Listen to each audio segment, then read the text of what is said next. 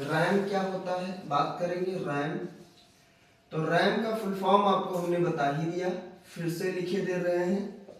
Stands for random access memory होता है। Random access memory होता है। काम किस लिए होता है? It can store data temporary data को स्टोर करेगा ड्यूरिंग प्रोसेसिंग, यानी प्रोसेस होते समय डेटा को क्या करता है, ये स्टोर करता है और उसी डेटा को लॉस्ट कर देता है। And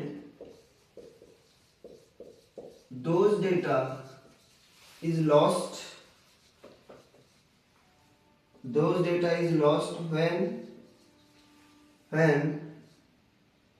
when electricity fails or computer of, यानी कभी भी आपका कंप्यूटर चलते चलते ऑफ हो जाए या इलेक्ट्रिसिटी कट जाए तो भी ऑफ हो जाएगा, तो उस स्टेज में जो भी डेटा होगा उस डेटा को ये क्या कर देता है, लॉस्ट कर देता है, यानी उसको क्या कर देता है, डिलीट कर देता है। कौन? रैम। और जब इसी वजह से, इसी कारण इसे हम क्या बोलते हैं, एक टेम्पोररी मेमोरी बोलते हैं। So it is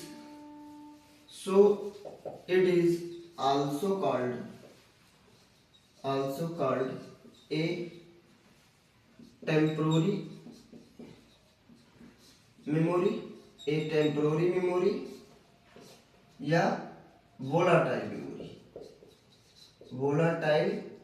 memory। इसीलिए इसको हम क्या बोलते हैं, एक टेम्पोररी मेमोरी बोलते हैं या एक वोलाटाइल मेमोरी आप इसे बोलते हैं। ये काम क्या करता है, रीड एंड राइट करने का काम करता है। इसमें रीड एंड राइट करने का काम किया जाता है। In this work be done read and right. इसमें जो वर्क किया जाएगा वो रीड एंड राइट का वर्क किया जाएगा। अब अगर इसके हम टाइप्स की बात करें तो इसके भी टाइप्स होते हैं जी। इसके दो टाइप होते हैं, एक टाइप होता है SRAM, और एक टाइप होता है DRAM। SRAM का फुल फॉर्म होता है स्टैटिक रैम।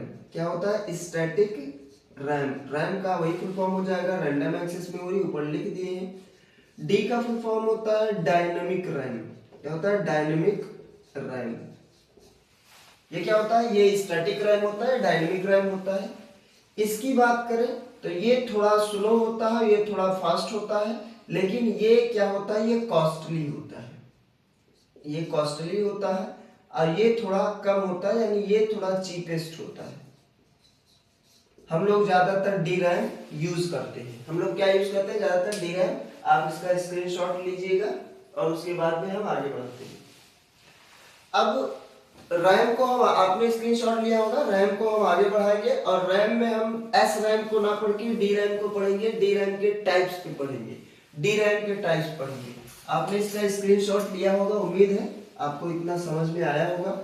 अब हम लोग हेडिंग डालेंगे DRAM और DRAM के टाइप्स पे पढ़ेंगे। अब बात करें अगर DRAM क्या होता है, तो DRAM ऐसा होता है जो डायनेमिक रैम होता है, और डायनेमिक का काम होता है बार बार चेंज हो जाना।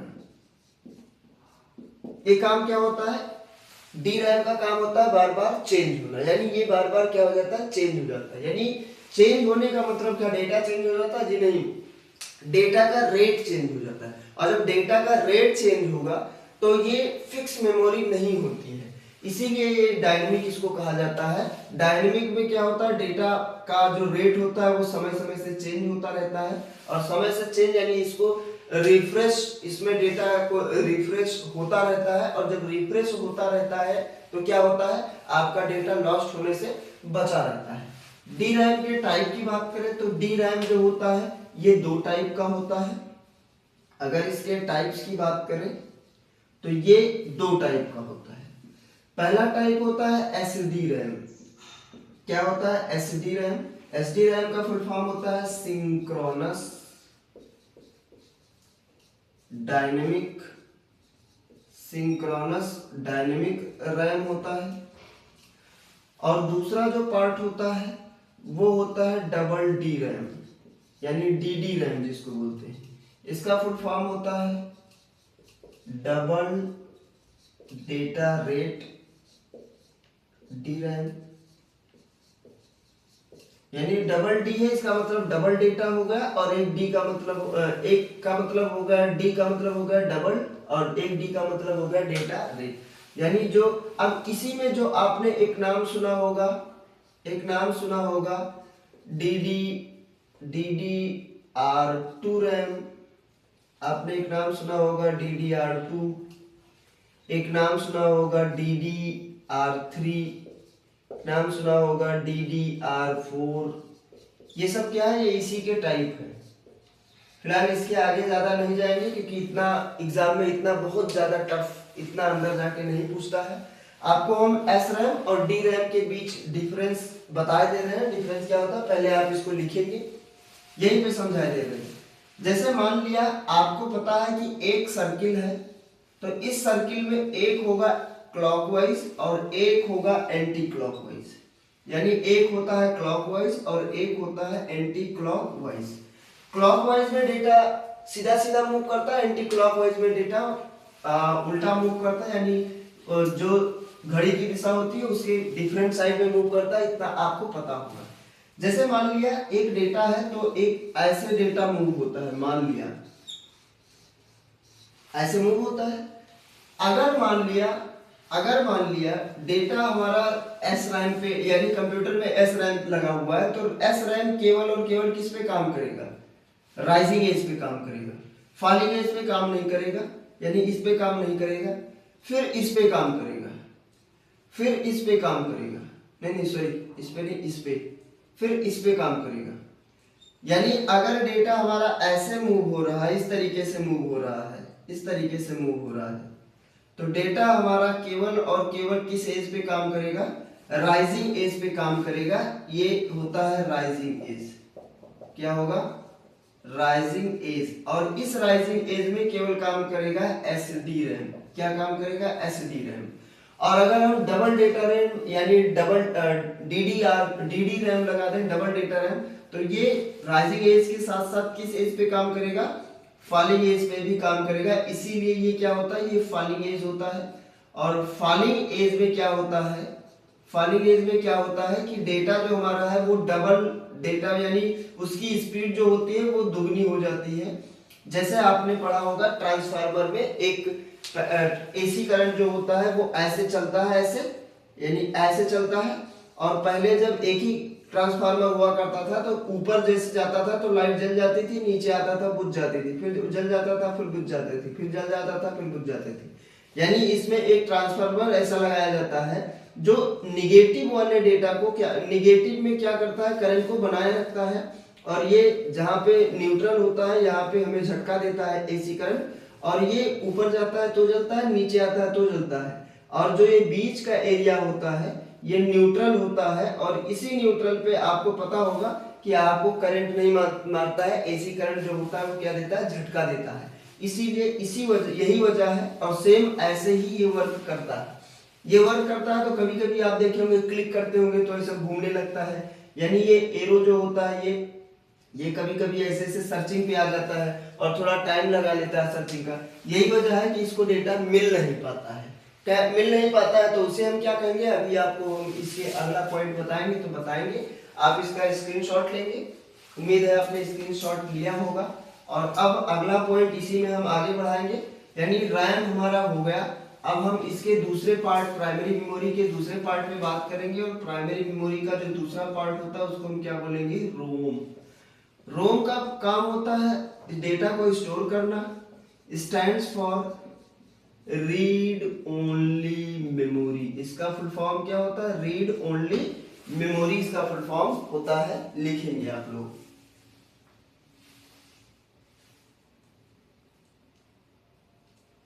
हो गया। अब ये होता क्या है इस पे बात करें। ये एक प्रकार का स्पेशल मेमोरी होता है। It is a special types of memory, it is a special type of memory that can store data, यानी जिसमें इसमें क्या करता है, ये डेटा को स्टोर किया रहता है। सॉरी, यहाँ में special type of memory in which, जिसमें in which stored data can't be erased और चेंज्ड। यानी रोम जो होता है ये रीड ओनली मेमोरी होता है। इसमें एक ऐसा प्रोग्राम या एक ऐसा डेटा स्टोर होता है जिसे हम ना तो इरेज कर सकते हैं और ना तो चेंज कर सकते हैं। जैसे एग्जांपल की बात करें कि एग्जांपल क्या होता है, तो एक एग्जांपल होता है भैया CD रोम। क्या होता है? CD रोम। आप इसे लिखेंगे CD रोम। क्या होता है? CD रोम। और CD रोम आपको हम बता चुके हैं। और एक होता है रोम चिप। ये रोम चिप कहाँ होता है?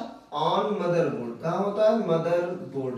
यानी मदरबोर्ड पे छोटे छोटे एक चिप लगे होते हैं और उसी चिप में कुछ डेटा स्टोर किया जाता है जिसे हम चेंज नहीं कर सकते। आप इसको लिखेंगे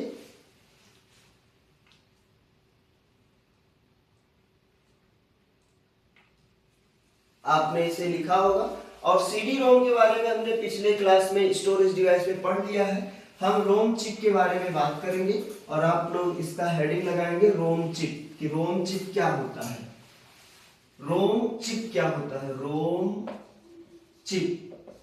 अब रोम चिप की बात करें तो ये एक प्रकार की मेमोरी होती है। क्या होता है? ये एक प्रकार की मेमोरी होती है जो हमारे डेटा को स्टोर किए रहता है। यानी ये एक प्रकार की चिप या मेमोरी होती है। बात करें क्या होता है, तो it is a programmable chip. यानी ये क्या होता है? एक प्रकार का प्रोग्रामेबल चिप होती है और ये एक प्रोग्राम को स्टोर किए रहता है। प्रोग्रामेबल चिप, इसमें एक प्रोग्राम होता है। It can store a program, it can store a program called BIOS। यानी इसमें क्या होता है? एक प्रोग्राम स्टोर होता है और उस प्रोग्राम को हम क्या बोलते हैं? बायोस बोलते हैं। क्या बोलते हैं? बायोस बोलते हैं। बायोस का काम क्या होता है? बायोस का काम होता है, अभी बताएंगे बायोस का काम क्या होता है। पहले इतना आप लिखेंगे। एक प्रोग्राम यानी रोम चिप जो होता है वो क्या होता है? एक ऐसी मेमोरी होती है जो रोम का टाइप यानी रीड ओनली मेमोरी का टाइप होता है। ये आपके मदरबोर्ड पे लगा होता है और मदरबोर्ड में ऐसी चिप ये होती है कि जिसमें एक प्रोग्राम स्टोर रहता है। उस प्रोग्राम को रीड केवल किया जाएगा, बदलाव नहीं किया जा सकता। यानी उसमें वो उसका यह काम होता है कंप्यूटर के हर एक पार्ट को चेक करना, और वही प्रोग्राम जो होता है उसे क्या बोलते हैं? बायोस बोलते हैं। अब हेडिंग आप लोग डाल लेंगे कि बायोस होता क्या है। तो बायोस का पहले फुल फॉर्म बता दे। Stands for basic input output system.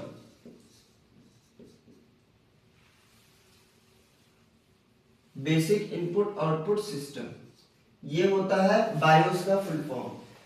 ये कहाँ होता है? It can store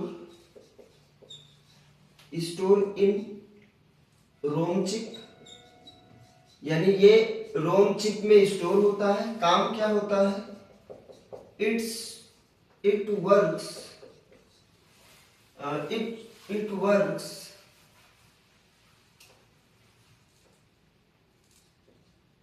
It work is check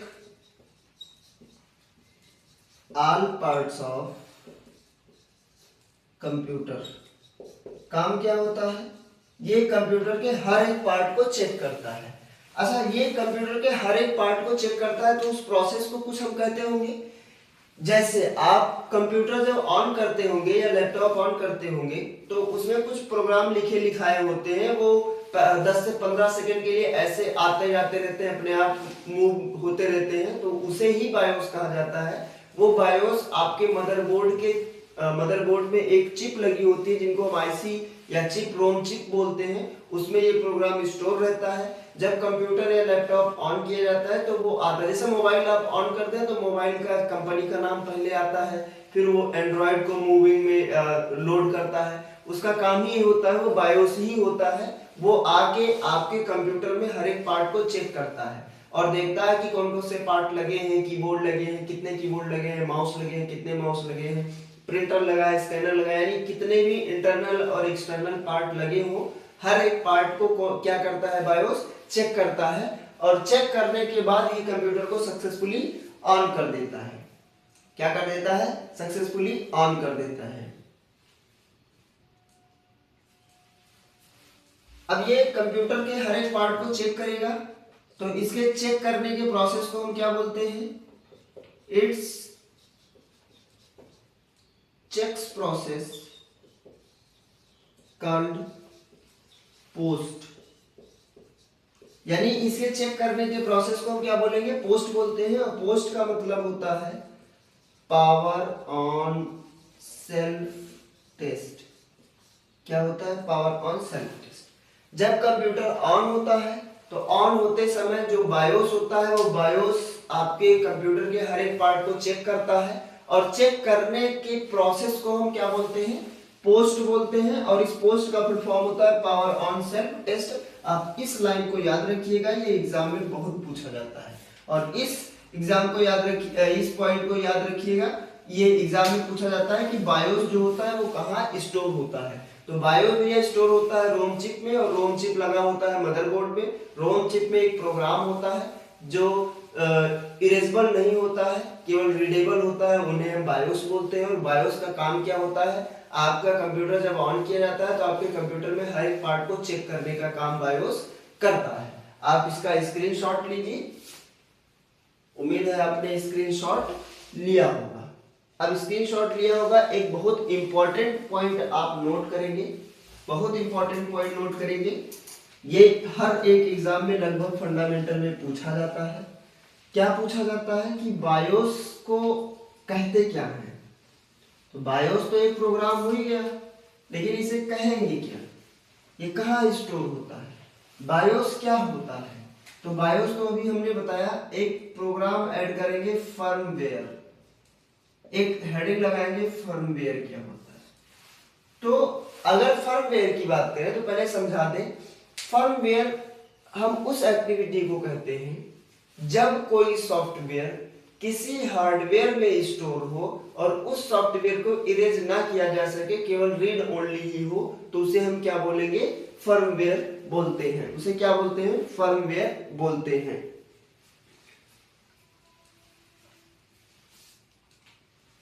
आप इसे लिखेंगे, एनी सॉफ्टवेयर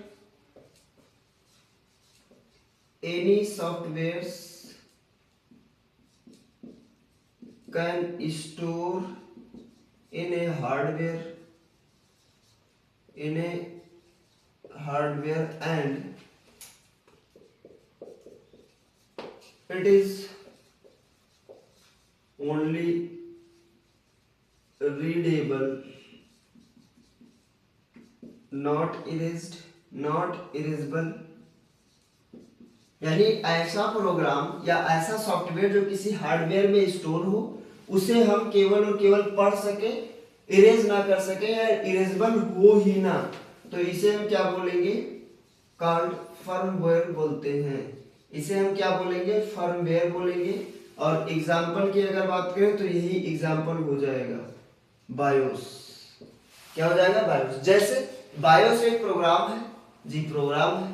बायोस अब प्रोग्राम एक सॉफ्टवेयर होता है जी, सॉफ्टवेयर होता है। तो बायोस एक प्रोग्राम है, ये एक सॉफ्टवेयर होता है, और ये बायोस रोम चिप में क्या होता है? स्टोर होता है। रोम चिप एक हार्डवेयर है जो कि मदरबोर्ड में लगा होता है, और इसे आप चेंज नहीं कर सकते, केवल और केवल पढ़ ही सकते हैं। तो ये एक सॉफ्टवेयर है। मदरबोर्ड में, रोम चिप में, हार्डवेयर में स्टोर होता है, इसे चेंज नहीं किया जा सकता। दो कंप्लीट हो गए।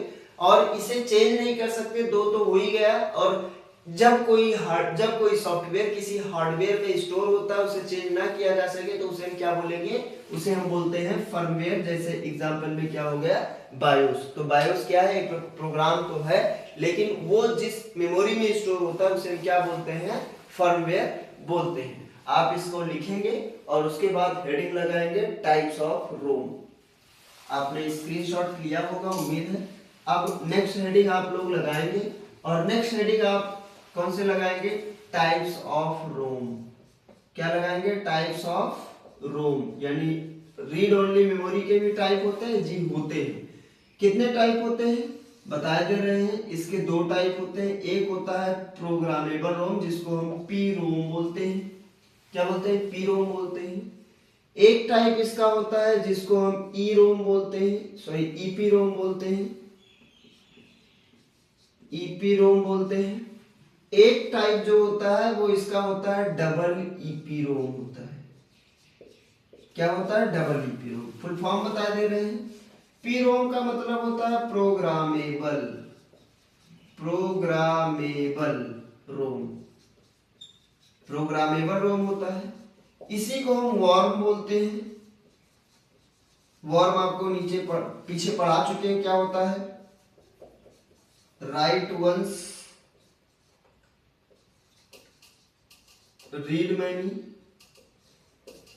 ये नॉट इरेजेबल होता है, नॉट इरेज्ड होता है, नॉट इरेजेबल, यानी इसे हम चेंज नहीं कर सकते। इसे हम बदल सकते हैं, यानी इरेज कर सकते हैं, यानी ये इरेजेबल प्रोग्रामेबल है।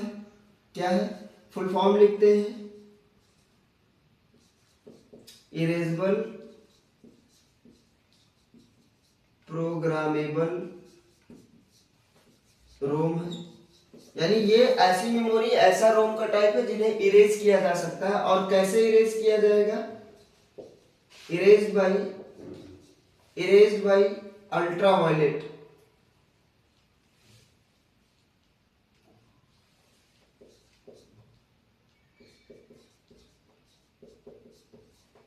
Erase by ultraviolet. ये किससे इरेज किया जाएगा? अल्ट्रावायलेट से किया जाएगा। इसका फुल फॉर्म क्या होता है?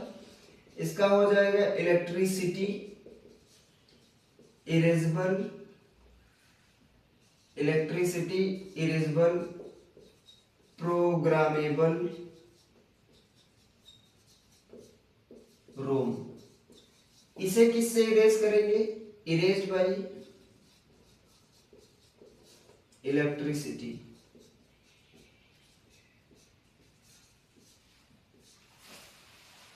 आप इसका स्क्रीनशॉट लेंगे और फिर हम आगे बढ़ेंगे।